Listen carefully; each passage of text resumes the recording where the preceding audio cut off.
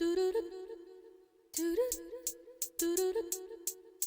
Friends, welcome to my channel. இன்றைக்கி ஃபுல்லாக recipe videos தான், ஸ்கிப் பண்ணாமல் ஃபுல்லாக பாருங்கள். கொள்ளு வச்சு ரெசிபி செய்கிறதா இருந்தால் நம்ம முந்தின நாள் நைட்டே வந்து கொள்ளை கழுவி ஊற போட்டுடலாம். இந்த மாதிரி செய்யும்போது கொள்ளு வந்து வறுக்க வேண்டியதில்லை, நம்ம அப்படியே விசில் போட்டு எடுத்துக்கலாம். 3 விசில்லேயே நல்லா சாஃப்டாக வெந்திருக்கும். இன்றைக்கி வந்து கொள்ளு வச்சு ஒரு பொரியல் தான் செய்ய போகிறேன். பொரியல் இல்லை அப்படின்னா பிரேக்ஃபாஸ்ட்டு கூட இதை எடுத்துக்கலாம். நம்ம அதுக்கு வந்து வெங்காயம், பச்சை மிளகா, கருவேப்பிலை, கடுகு, ஜீரகம் எல்லாத்தையும் இந்த மாதிரி எண்ணெயில் தாளித்து எடுத்துடணும். இதில் வந்து நம்ம வேக வச்ச கொள்ளு மட்டும் சேர்க்க போகிறோம். கொள்ளு வந்து நல்லாவே வெந்ததுனால திரும்ப ரொம்ப வேக வேண்டியதில்லை.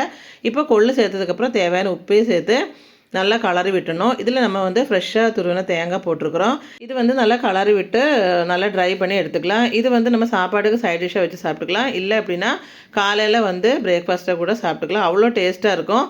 இருமல் சளி எல்லாம் இருக்கிற வீட்டில் மட்டும் இல்லாமல் நம்ம ரெகுலராக வந்து வீக்லி ஒன்ஸ் வந்து கொள்ளு தாராளமாக சேர்த்துக்கலாம். அவ்வளோ டேஸ்ட்டாக இருக்குது. இதில் வந்து மிளகாய்த்தூள் எதுவுமே நம்ம போட கிடையாது, பச்சை மிளகாயோட காரம் மட்டும்தான். இப்போ வந்து கொள்ளு ரசத்துக்கு வந்து மிளகு, ஜீரகம் வந்து மிக்சியில் இந்த மாதிரி அரைச்சி எடுத்துடணும்.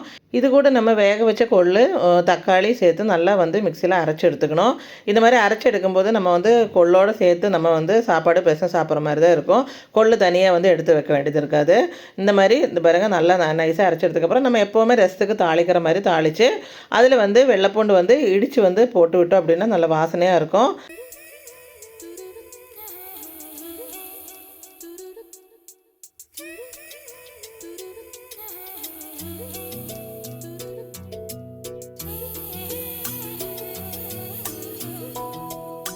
இப்போ வாழைப்பூ வச்சு ஒரு வடை ரெசிபி தான் பண்ண போகிறேன். நம்ம இந்த மாதிரி வந்து ஸ்கூல் டைம்லலாம் பசங்களுக்கு வாழைப்பூ வடை கொடுத்துடணும். வாழைப்பூ வந்து எப்படியோ சேர்க்கணும் அப்படின்னா இந்த மாதிரி அந்த மேலே உள்ள பூ மட்டும் இந்த மாதிரி நம்ம கட் பண்ணி வடை செஞ்சுக்கலாம். உள்ளே இருக்கிற பகுதி வந்து பொரியலுக்கு எடுத்துக்கலாம். இதை வந்து இந்த மாதிரி நல்லா கட் பண்ணி வச்சுக்கலாம். முந்தின நாளே அந்த உள்ளே இருக்கிற அந்த நரம்பெல்லாம் நம்ம எடுத்து வச்சோம் அப்படின்னா அடுத்த நாள் காலத்துக்கு சீக்கிரமாக எடுத்துக்கலாம். இதில் வந்து பச்சை மிளகா சேர்த்துருக்கிற சின்ன சின்னதாக கட் பண்ணி போட்டுருக்கிறேன். இது அந்தளவுக்கு காரம் இல்லாத பச்சை மிளகா தான். கொஞ்சம் சோம்பு சேர்த்துருக்கிறேன். இந்த கடலைப்பருப்பு வந்து முந்தின நாளே நம்ம 2 மணி நேரம் ஊற வச்சு கொஞ்சம் கொரகொரப்பாக அரைச்சி ஃப்ரிட்ஜில் வச்சுட்டோம். காலையில் நேரம் ஸ்கூல் டைமில் நம்ம வந்து அவசரமாக வந்து இதெல்லாம் ஊற வச்சு பண்ண முடியாதனால முந்தின நாளாக ரெடி பண்ணி வச்சுட்டேன். இது கூட வந்து மசால் வடை மாதிரி தான் பண்ண போகிறோம். அதனால் இஞ்சி பூண்டு பேஸ்ட்டு, கொஞ்சம் உப்பு, மிளகாய்த்தூள் சேர்த்துருக்குறோம். இஞ்சி பூண்டு பேஸ்ட்டு சேர்க்கும்போது டேஸ்ட் வந்து சூப்பராக இருக்கும். நல்ல மசால் வடை ஃப்ளேவரில் சூப்பராக இருக்கும். இப்போ இது எல்லாத்தையும் நல்லா மிக்ஸ் பண்ணி எடுத்துக்கணும். இங்கே பாருங்கள், இப்போ வந்து இந்த மாதிரி தட்டி ஃப்ரை பண்ணி எடுத்துக்கலாம்.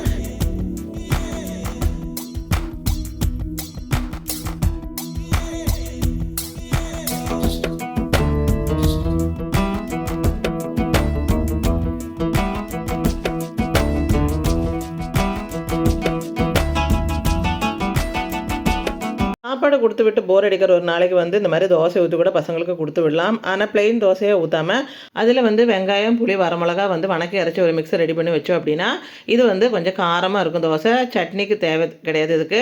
அப்படி வேணும் அப்படின்னா தேங்காய் சட்னி கூட வச்சு சைடிஷாக சாப்பிட்டுக்கலாம். தோசை வந்து ஊற்றி கொடுத்தோம் அப்படின்னா மதியானம் சாப்பிட்றதுக்கு சூப்பராக இருக்கும்.